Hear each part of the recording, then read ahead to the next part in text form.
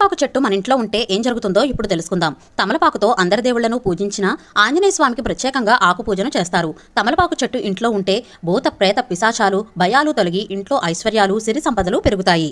అమృతం కోసం దానవులు దేవతలు సాగరమదనం చేస్తున్నప్పుడు లక్ష్మీదేవితో పాటుగా తమలపాకు చెట్టు కూడా పుట్టిందని నమ్ముతారు.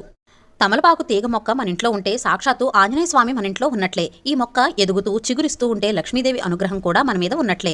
అలాగే అప్పులు తీరి ఆర్థికంగా బాగుండాలన్నా కూడా తమలపాకు చెట్టును ఇంట్లో ఉంచుకోవడం మంచిది. తమలపాకు చెట్టు ఎవరింట్లో అయితే ఉంటుందో వారింట్లో శనీశ్వరుడికి తావుండదు. తమలపాకు చెట్టు ఉండే ఇంట్లో ఎటువంటి గ్రహదోషాలు శత్రుపీడలు ఉండవు.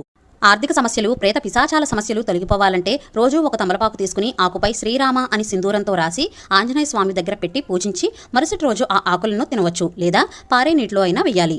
అంతేకాని ఆకులను చెత్తబుట్టలో అందరూ నడిచే చోట వేయకూడదు. ఇలా చేయడం వల్ల ఇంట్లో ఉన్న సమస్యలన్నీ తొలగిపోతాయి. అంతేకాకుండా లక్ష్మీదేవి అనుగ్రహాన్ని కూడా పొందవచ్చని పండితులు చెబుతున్నారు. వీడియో నచ్చితే ప్లీజ్ సబ్స్క్రైబ్ చేయండి.